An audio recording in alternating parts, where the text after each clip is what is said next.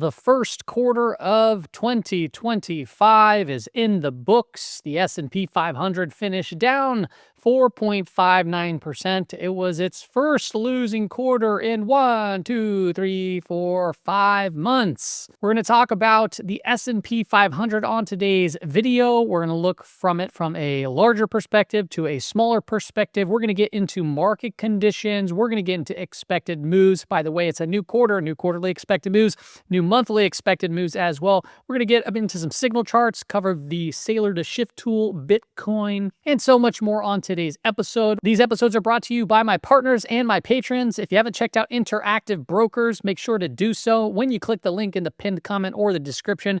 Check out that Interactive Brokers campus where they have a host of free tools, resources, and courses, you name it, from beginner to advanced, some great stuff in there. And yes, my patrons in the community, it's only $9 a month. We offer a whole host of benefits within that $9, which I still plan on making a video. One really great one, which is this little guy over here, is an entire set of Tradie Tick bots, as well as the query channel where you can type in various commands and get Tradie Tick data sent to you about instantly right there in the Discord chat. Let's go ahead and get into today's show. All right, people. So the market's been selling off a little bit, but today, if you watched market net flow, this was a clear tell sign that it was an amazing opportunity to play an intraday bounce. So we started off in the SPY, gapping down in the market, and we saw continued sell side press lower. Now, as this was occurring, market net flow was rather bearish, but really early in the trading session, the green line started to uptick. Guess what? And the red line started to continue to go down, and this was happening right in and around that lower daily implied move for the S&P 500. And for the bulk of the trading day, we found ourselves moving higher after what seemingly looked like a very scary market open. We're going to dive more into that in moments, getting those new expected moves. Let's take a look from a broader picture, and that's the quarterly chart. So every candle here represents 3 months of trading data, or 1 quarter. By the way, when a quarter ends, what that means, earnings season is back, and we're going to start with them financials. So as you can see, the S&P 500 was down 4.59%, which is not all that bad when you look at the last 3 months performance of the heat map of the S&P 500. And what you see here is rather scary, right? You get the Nvidia that's down in bear market territory, the Tesla that's almost cut in half. You have the Google that's in bear market territory. The one that's holding up the best so far would be Meta at only minus 4.47%, but this came quite a ways down from its early in the year boost. You have Apple that's down 14% and Microsoft that's down about 14 to 15% there too as well. Now, as we're looking at the quarterly chart, the 5 EMA over here, you can see it typically holds as a level of support, and we came into it and we bounced from it. So when it gets a little bit scarier, right, is if we start breaking the low of the quarter and we start to move down further, and this starts to potentially start to decline, which we've seen here in the 2022 bear market. You can see when we broke it over here in 2020, that was the pandemic. Christmas Eve massacre over here was in 2018, and it's very rare to have a couple of closes underneath the quarterly 5 EMA. I don't have the 2008 financial crisis, but typically when we start closing underneath the quarterly 5 EMA, you've seen countless times where the Fed does some sort of intervention and or something bigger catalyst drove the move underneath that larger EMA. Now, if we look at the monthly time frame, also not the greatest look, right? We're talking about this price percent oscillator. The percent price oscillator has been curling over here to a bearish crossover. And we looked at that monthly candle last month, and it was somewhat of a doji candle, and we cracked below the low and we started to flush lower. So this is not the greatest looking chart overall as far as the recent candle formation being down 5.75% on the month. So if we start bouncing up higher, pay attention to around 5,800 to 6,000. That was that candle low right over here of the prior month. And then 6,000 tends to be a little level of, one, a psychological level, but two, it was just about the high of this prior month. If you zoom out on the weekly chart, we do see that these divergences have started to play out. We've seen this a lot of times, right, where the market presses higher, but our internal show weakness. The market pressed higher, our internal showed weakness, or our internal showed strength while the market got weaker, and that was actually a more positive divergence. When you look at the MACD over here, it's basically pointing straight down, so we can get bounces for this to start flattening out, but just be aware it's not the greatest look from a quarterly to a monthly and to a weekly chart, given the context of all this volatility. Now, if you zoom in on the weekly time frame, you can see that we came up into the the weekly 5 EMA that was declining, and then we reversed back down on Friday's close and had some follow through today, and we close a little bit higher. Remember, it's very common to tag these EMAs, right? When we got stretched down here, we said you typically get some sort of a snapback. So more bullishly speaking, you'd want to see this 5 EMA start to turn back around and start to trend higher. If you look at the daily time frame, it tells a little different story, right? We sold off rather hard. We bounced up into a prior area of resistance. And then now today we put in another low, a new low, which we know when we're talking about follow through days, which the S&P 500 I guess technically didn't get one, but we gave it some wiggle room because it was still happened to be up 1% with higher volume than the prior day on, I think it was day 4, but we didn't technically get it. But now the count starts over with a new low. But as this is happening, what did we do? Well, we undercut this prior low. We closed up towards the high, and we have somewhat of a positive divergence in the MACD and the RSI forming. So if we see this bounce up, where can we potentially go? I'd still, once again, pay attention to around that 5,800, which kind of lined up with some of those other levels that I mentioned here on the monthly time frame, about 5,800 to around that 6,000. So 5,800 would be that first level, would be looking right around here. Now, that would actually surprisingly follow the script of 2022, right? Where 2021 going into 2022, we sold off, we bounced up, we sold off, undercut the low on a big reversal candle, and then we went higher, and you could see that we actually took out this high over here before reverting back down. So I'm not saying that this is going to be the same situation that happens, but I want you to just be mindful that in the realm of volatility, these are the things that can typically happen, and it brings a whole lot of excitement on the way up, and then people are just like, we're going back to normal. This was it, right? This was the bottom right here. And then we didn't, right? We went down for another 2 waves, this one and a following one there shortly after. So when I look at the S&P 500 now, well, we sold off hard. We bounced up, right? This happened to be right at the all-time high anchored VWAP. We sold off, and today we had somewhat of a reversal candle. So what would that look like if it kind of follows that same path? Well, we could get some follow through, maybe go lower, and maybe potentially break this high. And the same situation means that we'd revert back down to some more sell-side activity. I'm not calling for that, but I think that that's what we need to be aware of. And the way that we can adjust and move throughout this process is by paying very close to what the market's pricing is as far as risk, so expected moves, and the market conditions when they change back, right? And we'll talk more about market conditions here soon. Now, if we take a look at the S&P 500, this is the SPY looking at this entire year. I have some lines on my screen. The orange lines are weekly expected moves. So we got a new weekly expected move. It's about $14.25 plus or minus. I'll give you those levels momentarily. And then last month, our monthly expected move, we closed just outside of right over here. We spent a lot of the time doodling around. And then the last trading day we closed right here, the last trading day on Friday, but then we ended up closing up slightly higher. We closed slightly outside of the monthly implied move, so I'm going to be updating you with those levels. You can see even today we came down into the quarter to date expected move, so we traded well within what the market priced in for the quarter. However, slightly there outside of the month. And then as far as the weekly expected moves go, we've been tagging them every single week except for this week right here. So 1 week out of multiple weeks. So if I update you on those levels, where do we stand?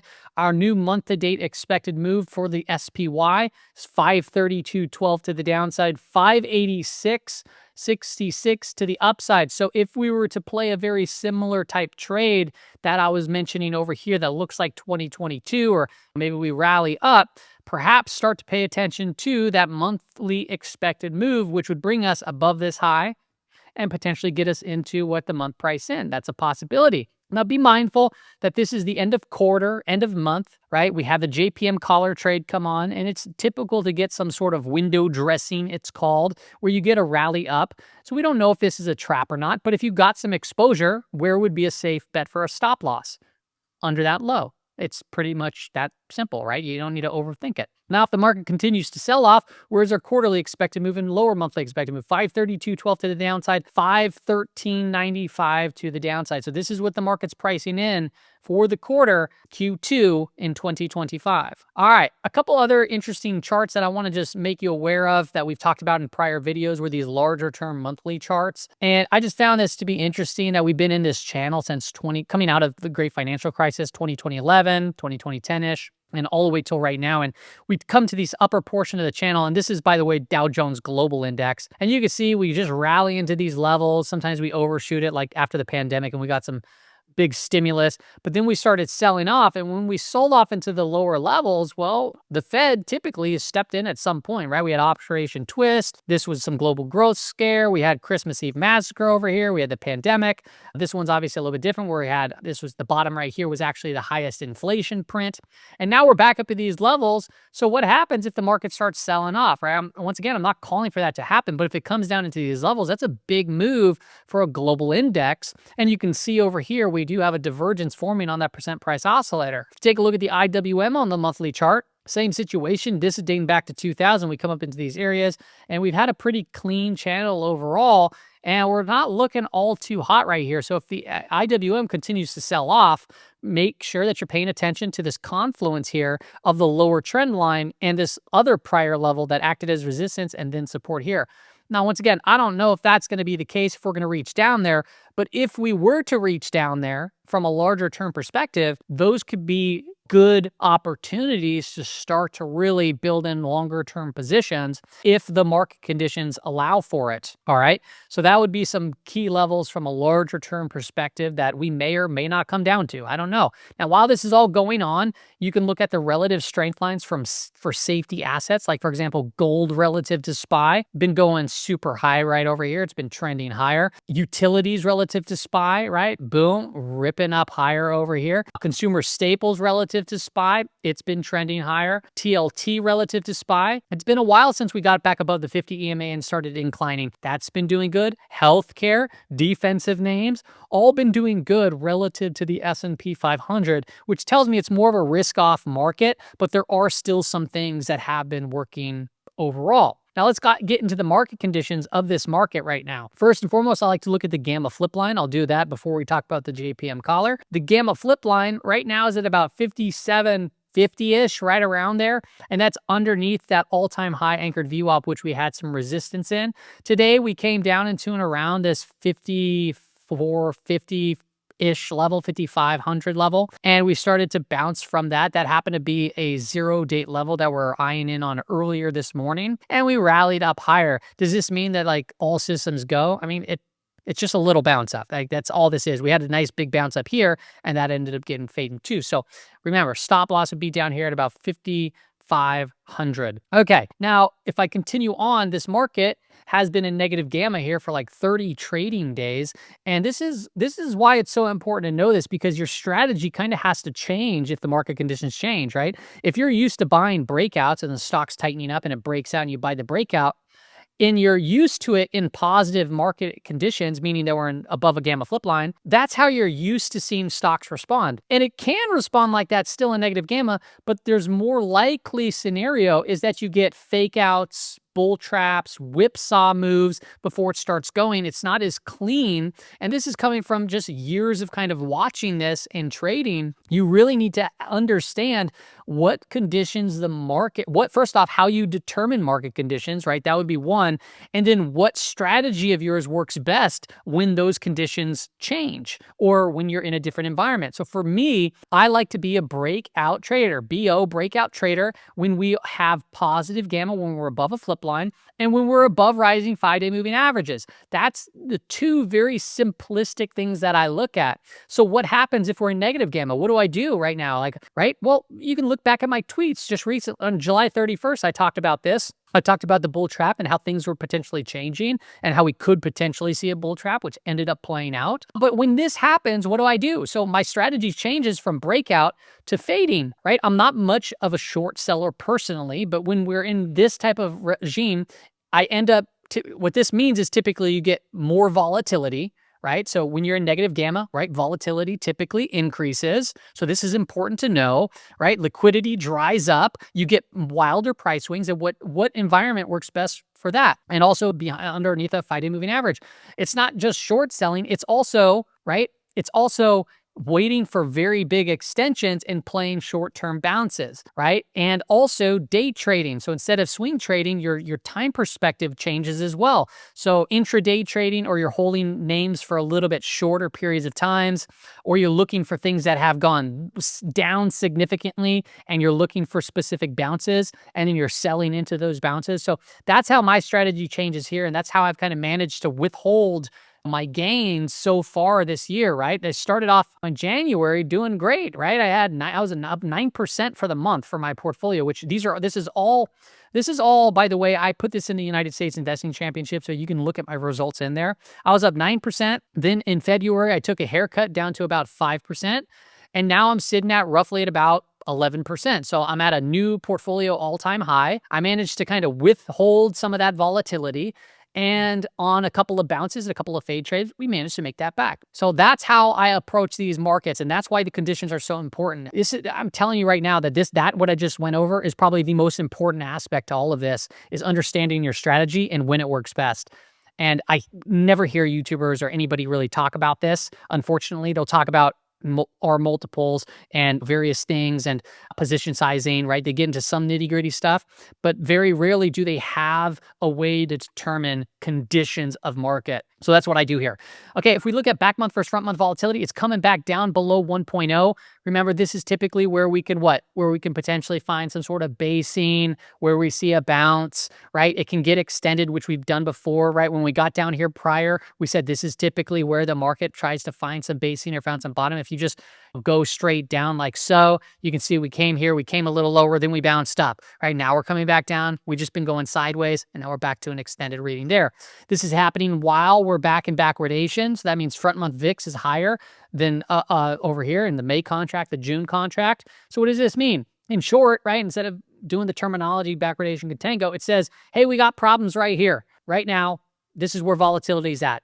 Okay, until this looks like this, right, you got issues right now. Okay, so deal with it. Now, JPM did come out and they put on their collar. For those that don't know, there's a good Seeking Alpha article out there that kind of walks through what that is, how they buy out of money puts and so forth. So if you want to screenshot this or just look up Seeking Alpha thing. In short, it's just what they wrote was, it's a strategy that involves holding an underlying asset while simultaneously buying protected put options and selling call options. So if you want to read more about it, please do so, right? So you can understand it more. Overall, what's my thought on this, right? When I pull it up and look at it, it's just a large position, right? And this JPM caller right here, it kind of looks like they're just neutral to market for the most part, right? The upside over here is 58.80.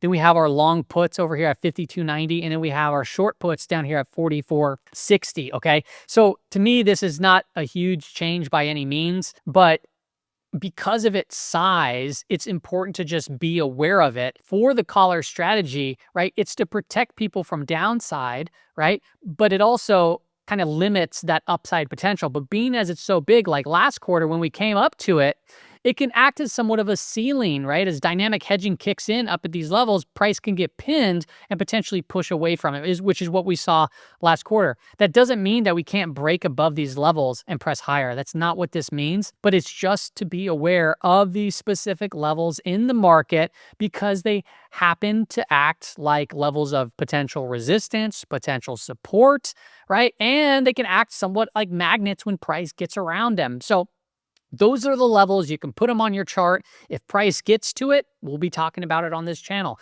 We talked about the 5-day moving average, the direction of it, SPY, Q, IWM, semiconductors, biotech, DI, all down beneath that as it stands right now. So it's all declining. So what does this mean? It means that the market has some proven to do, right? Not only do we have to get back above the flip line, but the market also has to say, hey, we got to get back above this and start making it trend higher again, which we just are not doing. We've seen some pockets of positivity, but overall, it's been flat to declining. And then on top of that, these blue lines, those are the year-to-date VWAPs, okay? So those are going to come into play here at some point, most likely. I don't know when or how, but we're going to have to watch those lines because those have the potential to become now resistance as price is currently below them. If we take a look at CTA positioning, still massive short positioning here. So when these things potentially change over, hey, maybe that's when we get some sort of real press higher, but they have been net sellers. Vol Control Fund's been net sellers. If you want these charts, take a look at Gamma Lab, right? I always share this. They give my people the code MSD50.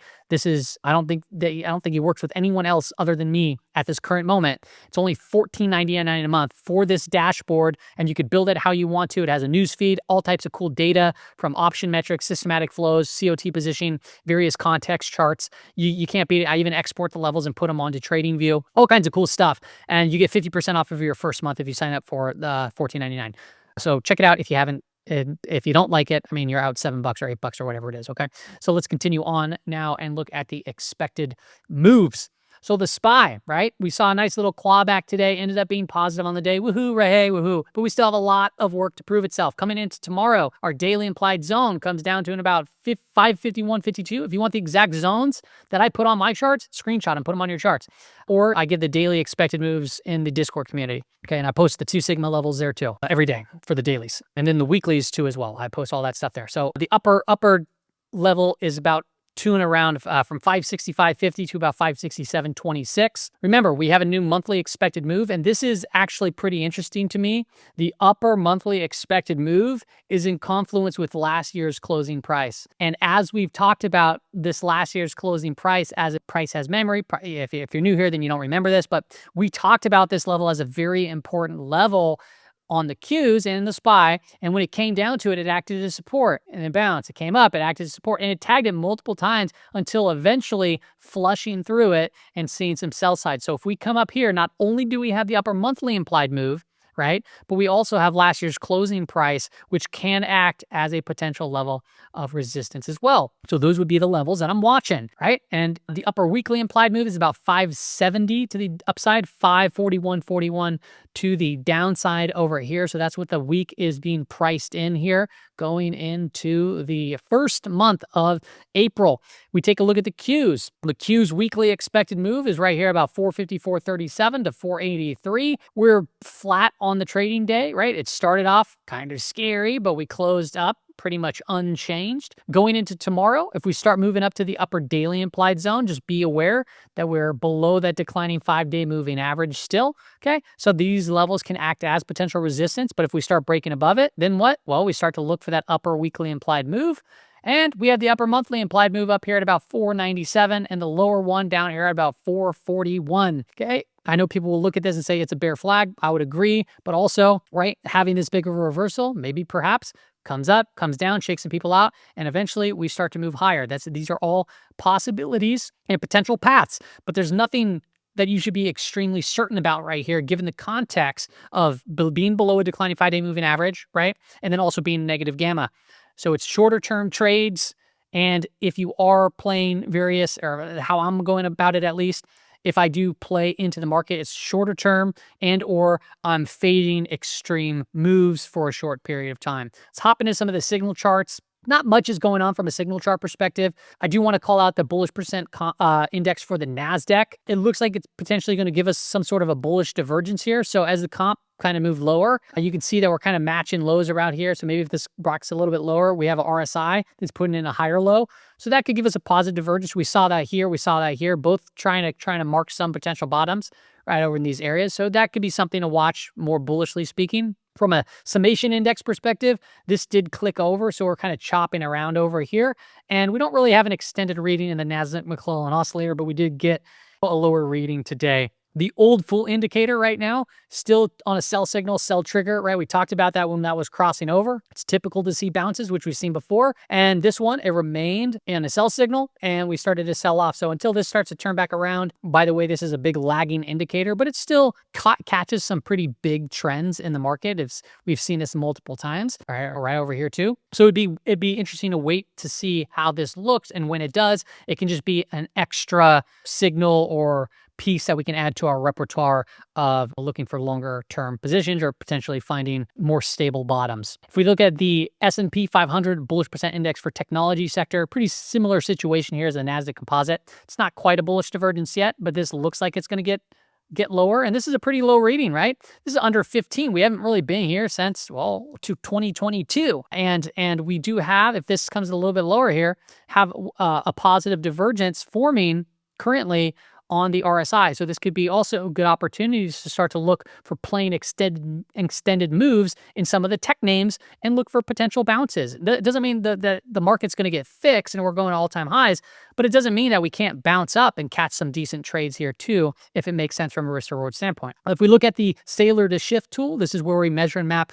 the difference between, the rate of change between Bitcoin and gold. We're still on a sell signal, right? As it crossed below here, and then we have our official trigger right over here. So we had the sell signal this week, this week over here in January. The following week, close below the low. That's the trigger. Okay, so that's sell signal, sell trigger. The market went down, it went higher, and then we flushed down lower. And now we're waiting for this to cross back above. I'm pulling this out because, hey, we started to see it move higher, so that's a positive sign. Price action's not confirming it, but hey, maybe perhaps we cross above here. We have a weekly close above it, right? Maybe next week, maybe this week, maybe next week, right? We don't know when. But if we get back above there, then we start to look for whatever the prior week was, and we try to break above that to give us that buy signal.